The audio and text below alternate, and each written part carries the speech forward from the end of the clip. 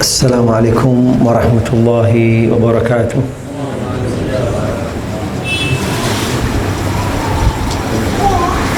Alhamdulillah. Alhamdulillahi rabbil alamin.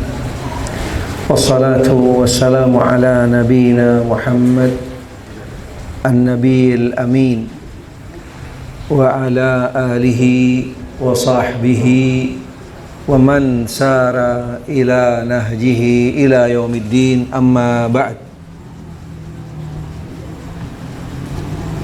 Subhanaka la ilma lana illa ma 'allamtana innaka antal alimul hakim.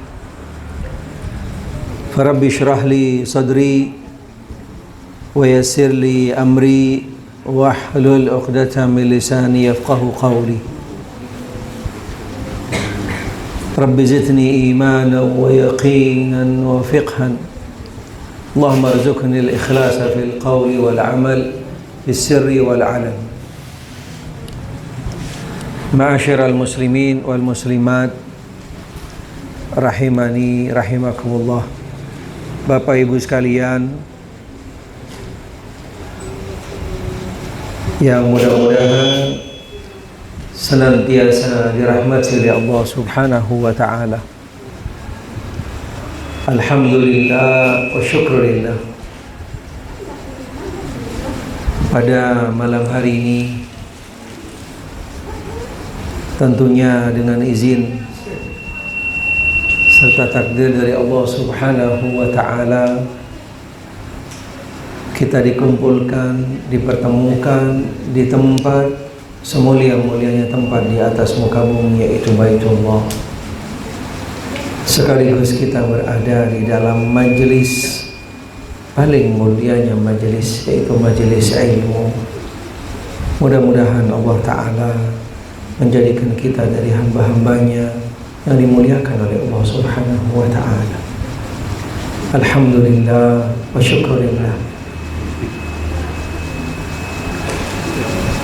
Kumpulnya kita di majelis ilmu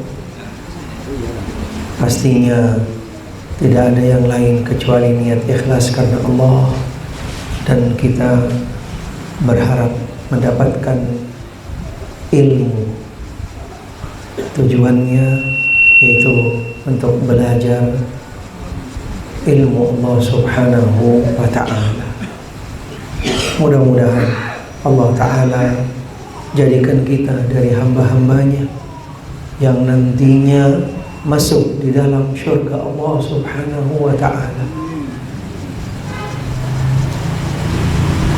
Ketika niat kita, langkah kita ke masjid ini, ke majelis ini, tidak ada yang lain kecuali yaitu untuk belajar, menuntut ilmu Allah, dan berharap ridha dan pahala dari Allah.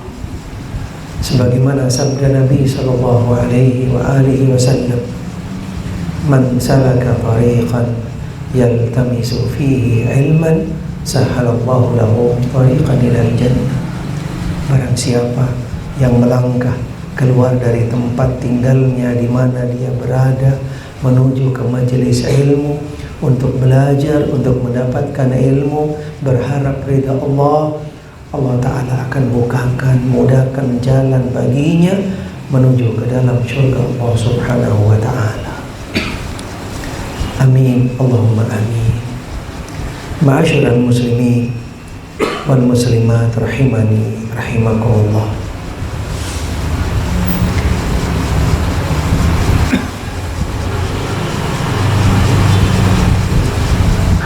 Setiap muslim dan muslimah dimanapun mereka berada, konsekuensinya Allah Subhanahu wa ta'ala menciptakan seorang muslim dan muslimah tidak ada yang lain, yaitu hanya dengan tujuan yang utama, beribadah kepada Allah, tunduk patuh taat beribadah kepada Allah Subhanahu wa ta'ala. Karena ini menjadi tujuan utama diciptakannya setiap hamba Allah, baik dari yaitu bangsa manusia dan juga dari bangsa jin, hanya untuk beribadah kepada Allah Subhanahu wa ta'ala. Wa ma khalaqtul jinna wal insa illa liya'buduh. Tidaklah aku menciptakan jin dan manusia hanya untuk beribadah kepada Allah Subhanahu wa ta'ala. Hanya beribadah kepada Allah, mentauhidkan Allah, hanya yaitu tunduk patuh taat kepada Allah, menjalankan perintah-perintah Allah Subhanahu wa ta'ala. Siapapun dari kita selaku manusia hanya diperintahkan oleh Allah Subhanahu wa ta'ala, yaitu untuk beribadah kepada Allah Subhanahu wa ta'ala. Di dalam merealisasikan ibadah, menjalankan yaitu konsekuensinya selaku hamba Allah Subhanahu wa ta'ala, pastinya butuh bekal, butuh ilmu. Satu-satunya bekal yang nantinya akan mengantarkan ibadah seorang hamba Allah Subhanahu wa ta'ala, yaitu menjadi ibadah yang insya Allah ibadah yang tepat, ibadah yang tepat sebagaimana kriterianya dijelaskan di dalam Al-Quranul Karim, sebagaimana ditafsirkan oleh salah seorang ulama. Surat Al-Mulk, Allah Ta'ala berfirman, Alladzi khalaqal mauta wal hayata liyabluwakum ayyukum ahsanu amala. Tidaklah Allah menciptakan yaitu kehidupan, kematian dan kehidupan kecuali sebagai media bagi kamu sekalian untuk menjalankan ibadah, untuk menjalankan ibadah. Siapa di antara kamu yang paling tepat di dalam menjalankan ibadah tersebut? Yang paling tepat, bukan yang paling banyak, bukan yang paling besar, tapi Allah Ta'ala menjelaskan di dalam ayat ini yaitu ahsan. Kalimat ahsan ditafsirkan oleh salah seorang ulama, dan ini tafsir sebagaimana yang disepakati oleh para ulama. Kalimat ahsan yang dimaksud adalah kembali kepada kedua kriteria. Kriteria yang pertama adalah ikhlas karena Allah, akhlasukum li'ibadatillah. Ikhlas karena Allah, bukan karena siapa-siapa. Yang kedua, aswabukum mutaba'atan li Rasulillah, yaitu sesuai dengan panduan, sesuai dengan pakem, sesuai dengan contoh yang dilakukan oleh Nabi kita Muhammad sallallahu alaihi wa alihi wasallam. Dengan dua kriteria ini, setiap ibadah yang kita lakukan insya Allah masuk di dalam kategori tepat, dan insya Allah ibadah kita layak mendapatkan qabul dari Allah Subhanahu wa ta'ala. Mudah-mudahan Allah Ta'ala menjadikan ibadah-ibadah yang kita lakukan yaitu mendapatkan pahala dari Allah Subhanahu wa ta'ala. Bagaimana ketika kita beribadah, amalan-amalan ibadah kita lakukan dengan sangat mudah, ringan, tidak berat, tapi pahalanya besar. Amalan-amalan yang kita lakukan, subhanallah, ringan sekali, mudah sekali, tapi kita akan mendapatkan pahala yang besar setelah kriterianya, setelah spesifikasinya tidak keluar dari dua kriteria yang tadi. Yang pertama ikhlas karena Allah, dan yang kedua sesuai dengan tuntunan Rasulullah SAW. Amalan yang mana yang akan kita lakukan, dan amal tersebut ketika kita lakukan, amalnya mendapatkan pahala sangat besar. Ibadahnya ringan sekali, enteng sekali. Bagaimana kriterianya? Sifat-sifat dari ibadah yang ringan ini yang mana? Sehingga ketika kita melakukannya, menjalankannya, akan mendapatkan pahala yang besar dari Allah Subhanahu wa ta'ala. Sifatnya, kriterianya yang pertama, ibadah ini dapat dilakukan oleh setiap muslim dan muslimah. Gak ada halangan. Siapapun dari kita bisa melakukannya, bisa menjalankannya, bisa merealisasikannya. Ibadahnya bisa dilakukan oleh setiap muslim dan muslimah. Sifat kriteria yang kedua, hanya memerlukan upaya yang sangat ringan, enteng banget, nggak berat, subhanallah, nggak berat, subhanallah. Yang ketiga, waktu pelaksanaannya hanya sangat singkat, sekejap, tapi pahalanya sangat besar. Pahala yang akan didapat sangat besar, bahkan bisa berlipat-lipat pahalanya. Kriteria yang berikutnya, sebagai bentuk kemurahan dan luasnya rahmat Allah, yaitu kepada umat Muhammad sallallahu alaihi wa alihi wasallam. Karena kasih sayang Allah, rahmatnya Allah bagi umat Muhammad sallallahu alaihi wa alihi wasallam sangat besar, sangat luas. Karena pada dasarnya rahmatnya Allah bagi seluruh alam semesta, bagi siapapun dari setiap makhluknya, dari bangsa manusia, bangsa jin, dari muslim dan juga yang bukan muslim, dan juga dari makhluk-makhluk yang lainnya. Allah Subhanahu wa ta'ala maha luas kasih sayangnya.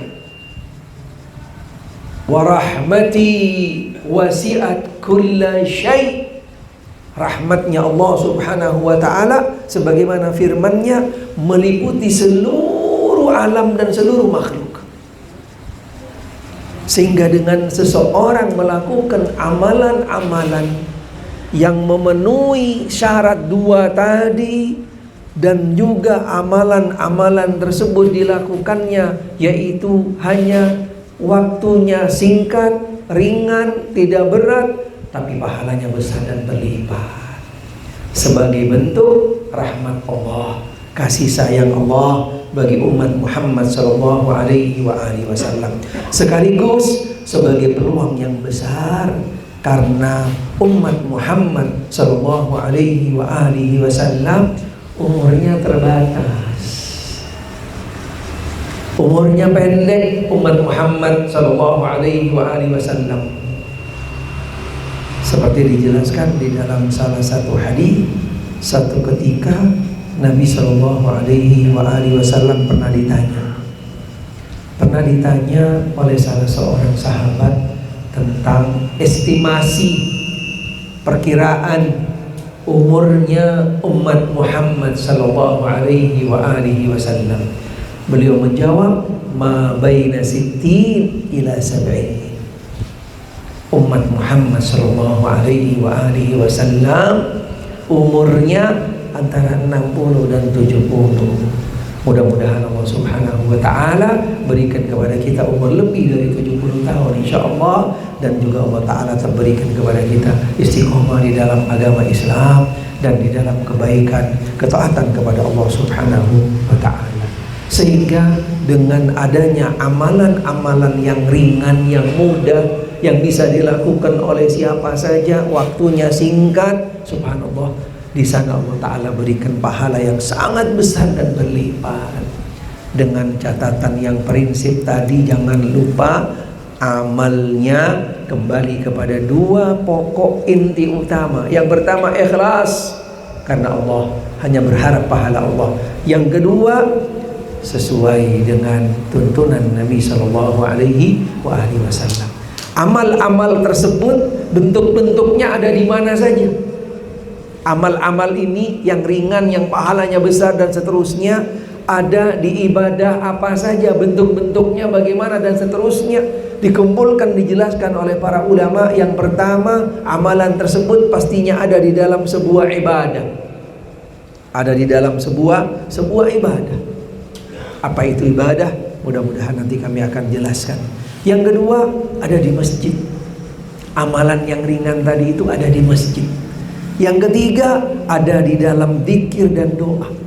Jadi ada zikir di sana, Allah Ta'ala persiapkan pahalanya sangat besar, sangat besar. Kemudian yang berikutnya ada juga di dalam sedekah. Berarti nanti ketika di dalam jenis-jenis ini, di dalam ibadah yang mana? Kalau di dalam masjid, yang mana sih ibadah yang ringan yang pahalanya besar ini? Termasuk juga di dalam zikir yang mana, doa yang mana, dan juga termasuk di dalam sedekah yang bagaimana, yang kategorinya mudah dan ringan tapi pahalanya besar dan berlipat. Kemudian di dalam poin yang lain, yaitu di dalam muamalah, di dalam berinteraksi di antara kehidupan manusia. Hablum minan nas, ada amalan ringan tapi pahalanya sangat besar. Kita awali yang pertama di dalam ibadah. Kami akan sebutkan beberapa bentuk-bentuk ibadah yang dimaksud di sini adalah di dalam sholat. Di dalam sholat. Di antaranya yang pertama,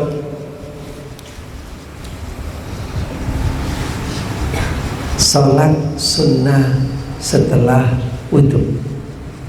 Sholat sunnah setelah wudhu. Kemudian yang berikutnya, sholat sunnah tahiyatul masjid.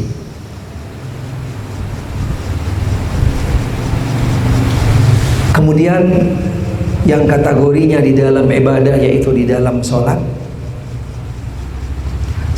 isya berjamaah, sholat subuh berjamaah, mandi pada hari Jumat diikuti dengan datang awal ke masjid, kemudian memperbanyak sholat sunnah, kemudian sholat jenazah, dan juga selain sholat juga ada puasa 3 hari setiap di dalam 1 bulan, serta puasa pada waktu-waktu tertentu di dalam 1 tahun, seperti puasa tanggal 10 di bulan Muharram, puasa tanggal 9 di bulan Dzulhijjah, dan juga beberapa puasa-puasa sunnah yang lainnya seperti puasa Senin Kamis dan juga puasa-puasa sunnah yang lainnya. Kita awali yang pertama, yaitu sholat sunnah setelah wudhu.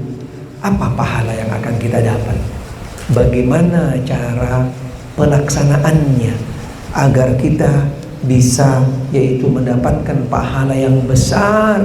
Hanya dengan 2 rakaat Allah Ta'ala akan berikan pahala yang besar pada kita. Di dalam sholat sunnah ini sedikit nanti akan ada kisahnya, kronologinya, sebab-sebabnya disyariatkan sholat sunnah ini, yaitu kembali kepada salah seorang sahabat. Kembali kepada salah seorang sahabat, dan sahabat ini hidup sampai hari ini. Sahabat ini hidup sampai hari ini. Tahu nggak? Hah? Bener nggak? Ada nggak sahabat yang hidup sampai hari ini? Hah? Ada nggak? Coba siapa yang tahu angkat tangan. Nabi Isa. Siapa? Bilal. Ada yang lain? Siapa? Utsman bin Affan. Ada yang lain? Siapa sahabat yang masih hidup sampai hari ini? Hah? Ada nggak? Ada nggak? Ada tapi namanya. Ada tapi kalau ketika di hari Jumat atau di hari-hari biasa, jam waktu sholat yang adzan itu biasa dipanggil siapa? Dipanggil? Hidup nggak? Masih hidup. Subhanallah. Bahkan di beberapa masjid selalu diumumkan ketika hari Jumat, khatibnya fulan, bilalnya si fulan. Masih hidup. Subhanallah. Karena beliau Kalau kita kembali kepada kisah biografi Bilal, luar biasa, sangat dahsyat, luar biasa. Seorang sahabat yang luar biasa dijadikan ikon dari seluruh sahabat. Subhanallah. Dan Nabi cinta sekali dengan Bilal. Subhanallah. Padahal mohon maaf, kalau dilihat dari postur tubuhnya, dari mukanya, dari warna kulitnya, Masya Allah, masih cakepan Badrini. Masya Allah. Subhanallah. Tapi kalau hatinya nggak bisa didekatkan dengan kita nggak bisa. Allahu Akbar. Apalagi imannya, cintanya kepada Nabi, nggak ada duanya. Bilal bin Rabah. Subhanallah. Ini salah satu anugerah karunia dari Allah, seorang sahabat yang proses keimanannya tidak ada satupun dari sahabat yang proses keimanannya sama seperti Bilal bin Rabah. Bayangkan, awal mula dia itu mau masuk Islam hanya mendengar yang namanya Muhammad. Itu yang sampai ke telinga dia dan sampai di dalam hatinya dan gak berubah sampai akhir hayatnya. Itu doang. Dia mendengar ada Muhammad, bawa tauhid, kelas itu yang sampai ke dalam hatinya. Sehingga setiap dia di dalam menjalankan kehidupannya sebelum nantinya pada akhirnya dibeli oleh Abu Bakar, karena dia sudah tidak berubah lagi, yang keluar dari lisannya hanya Muhammad Allah, Muhammad Allah. Yang akhirnya menghadapi sebuah tantangan dan rintangan dari majikannya, akhirnya oleh Abu Bakar As-Siddiq radhiyallahu an dibeli, dan beliau baru bisa merdeka menjadi seorang muslim, dan Islamnya luar biasa. Subhanallah. Bayangkan, dengan proses keimanan seperti ini, yang pertama tadi namanya masih terus hidup sampai hari kiamat. Yang kedua, beliau masuk surga. Masuk surga duluan sebelum siapapun dari hamba Allah Ta'ala, dan orangnya masih hidup di Mekah. Bayangkan, Nabi SAW ketika Mi'raj, pertama kali beliau melangkahkan kakinya di surga, dengar bunyinya sendal, jeplak, jeplak, jeplak. Nabi bertanya kepada Jibril, "Ya Jibril, suara apa ini?" Jibril menjawab, "Suara sendal sahabatmu ya Muhammad." Allah. Bayangkan, Bilal udah masuk surga duluan, bahkan sendalnya udah muter-muter di surga. Udah muter-muter di surga. Subhanallah. Kira-kira kalau kita di surga apanya ya? Kira-kira yang kita nih udah di surga udah ada apanya? Ya Allah, mudah-mudahan Allah Subhanahu wa Ta'ala masukkan kita semua ke dalam surga Allah Subhanahu wa Ta'ala. Amin, Allahumma amin ya Rabb.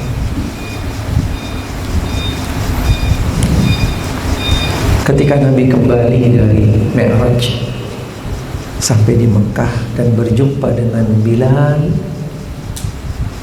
Nabi bertanya kepada Bilal, "Ya Bilal, amal apa yang kamu lakukan? Amal apa yang kamu lakukan sehingga namamu dan juga sudah ada kepastian bagimu nantinya akan menjadi penduduk surga?" Allahu Akbar. Bilal mengatakan kepada Rasul, "Tidak ada ya Rasul, kecuali yang kau perintahkan, kecuali yang kau tunjukkan, yang kau contohkan.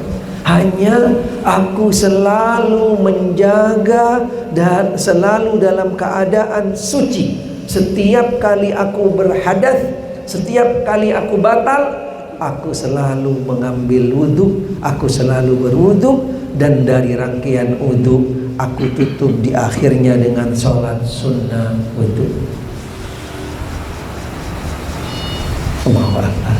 Itu dilakukan oleh Bilal, dan itu diantara keistimewaan kemuliaan yang Allah Ta'ala berikan kepada Bilal.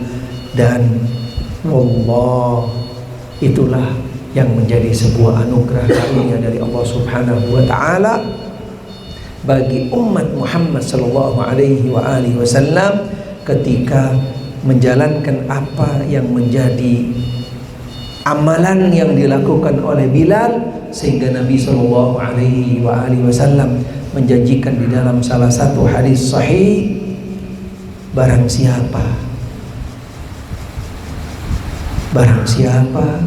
yang dari setiap muslim dan juga termasuk di dalamnya muslimah, kemudian dia berwudu dan dia itu membaguskan wudunya,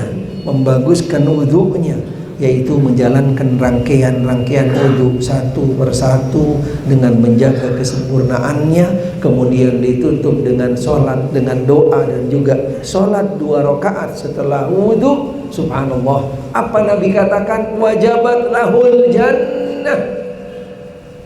Wajib bagi Allah memasukkan orang yang melakukan, yang menjalankan sholat sunnah 2 rakaat setelah wudu dengan sebelumnya rangkaian wudu yang sempurna. Wajabat lahul jannah. Wajib bagi Allah untuk memasukkan dia ke dalam surga. Syarat-syarat yang harus dipenuhi oleh seseorang yang nantinya dia akan mendapatkan surga dengan, yaitu sholat sunnah setelah wudu. Yang pertama, wudu dengan sempurna, sholat dengan sempurna sesuai tuntunan sunnah dengan penuh menghadap hati dan wajah serta penuh khusyuk dan khudu. Kemudian doa setelah wudu, dan yang terakhir yaitu sholat sunnah wudu 2 rakaat. Subhanallah, sholat sunnah wudu 2 rakaat. Kira-kira ada yang nggak bisa nggak diantara kita? Ada yang nggak bisa nggak wudu yang benar, wudu yang sempurna? Berat nggak kira-kira? Dengan wudu sempurna, kemudian diikuti dengan doa, kemudian sholat sunnah 2 rakaat, berat nggak kira-kira? Beratan mana sama main futsal?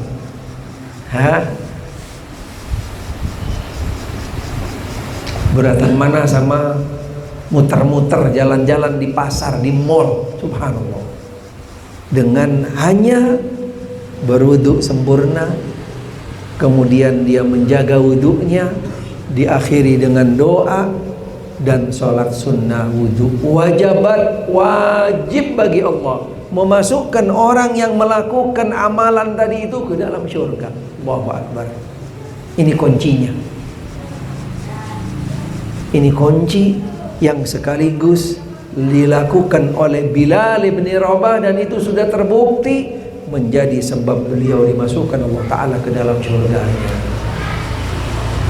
Amalannya ringan, bisa dilakukan oleh setiap muslim dan muslimah di mana saja, kapan saja. Allahu Akbar.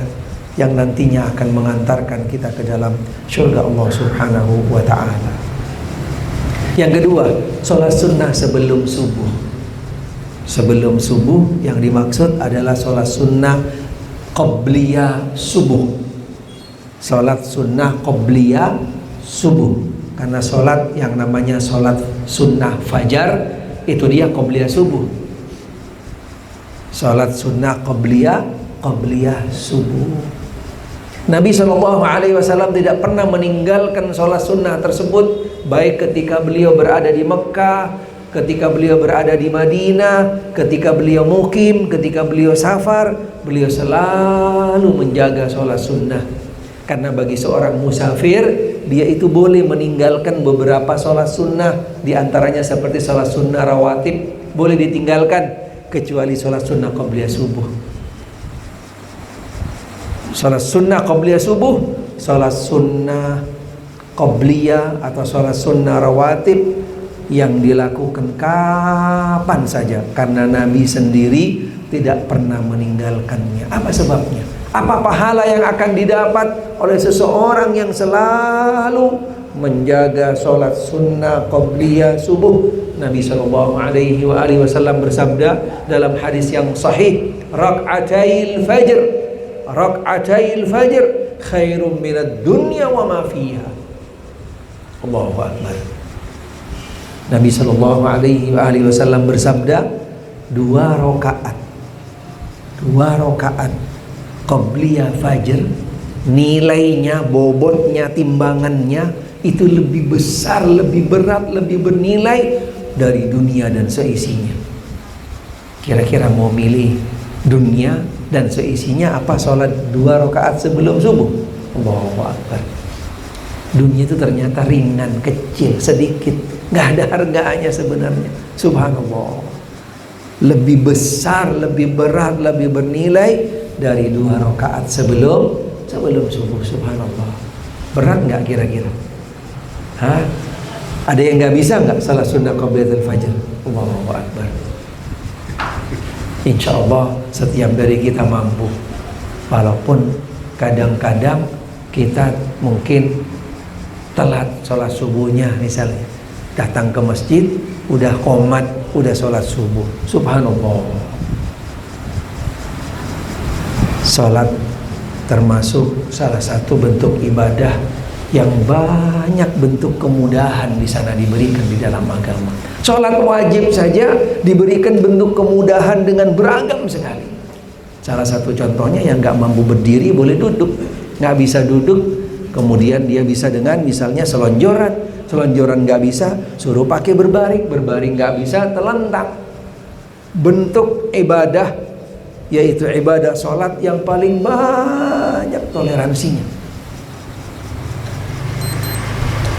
yang paling banyak toleransinya, sehingga di dalam sholat sunnah pun juga salah satu bentuk toleransinya yang ada di dalam sholat dan juga sholat wajib pastinya boleh diqadha. Sehingga kalau yang telat, terlambat atau kelupaan dengan sholat sunnah qabliyah subuh boleh dilakukan setelah sholat subuh langsung atau nanti setelah syuruk. Subhanallah. Masih diberikan toleransi, diberikan kemudahan.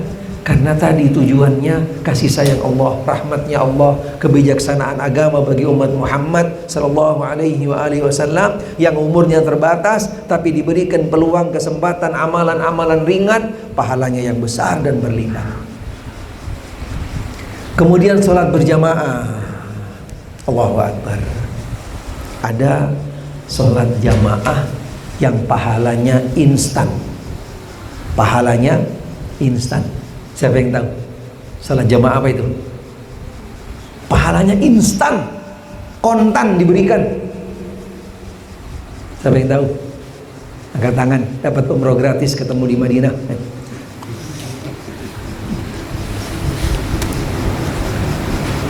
Salat berjamaah pahalanya instan.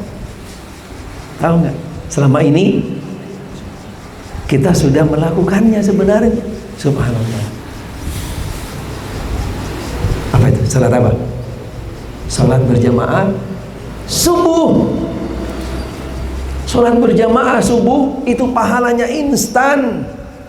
Nabi sallallahu alaihi wasallam bersabda dalam hadis yang sahih, "Man shalla salatal fajri fi jama'atin kana fi dhimmatillah." Itu sabda Nabi sallallahu alaihi wasallam. Barang siapa yang sholat subuh berjamaah pada hari itu dia di dalam perlindungan Allah. Instan nggak? Kontan nggak? Subhanallah. Cuman kita kadang-kadang nggak sadar. Subhanallah. Atau mungkin belum sampai informasinya kepada kita.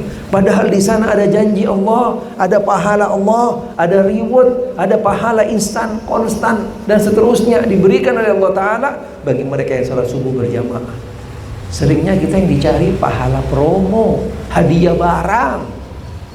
Itu seringnya kita yang dicari. Subhanallah. Padahal ada pahala-pahala Allah, ada janji-janji Allah, ada amalan-amalan yang pahalanya konstan, pahalanya instan, langsung cash diberikan oleh Allah Ta'ala.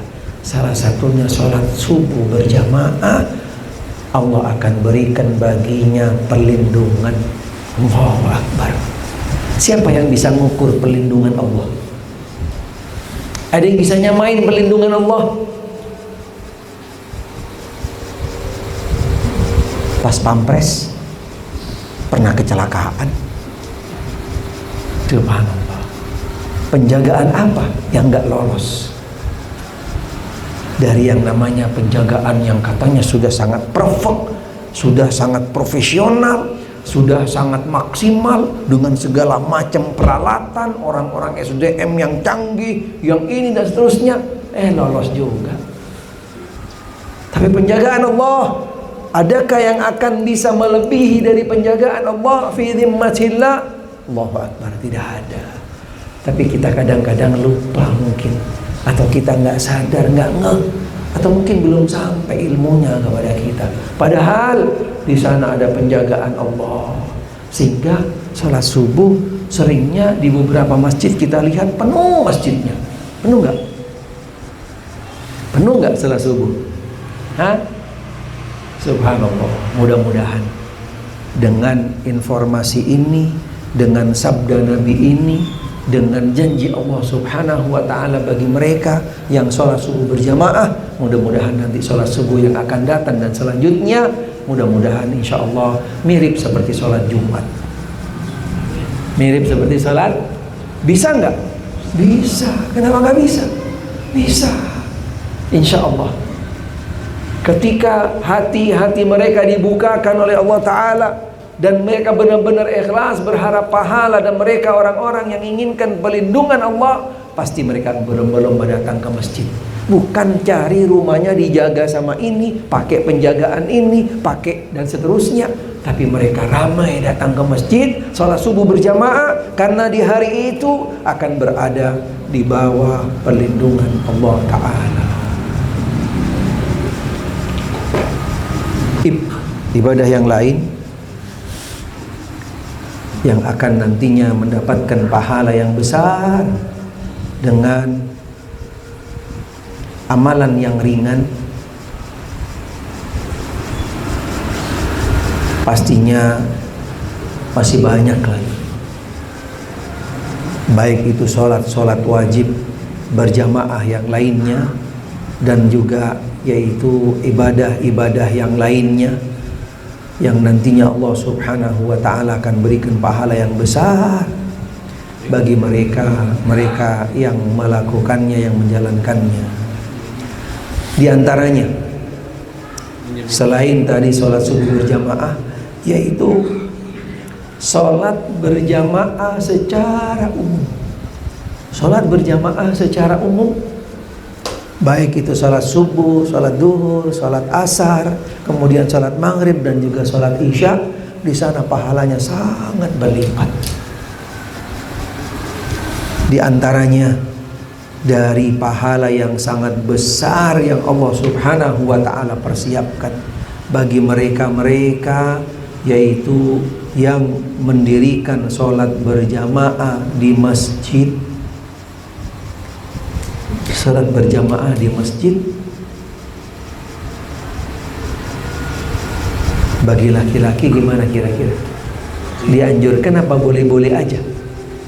Apa wajib? Hah? Wajib, dianjurkan, boleh-boleh saja, apa boleh diwakili? Hah? Subhanallah.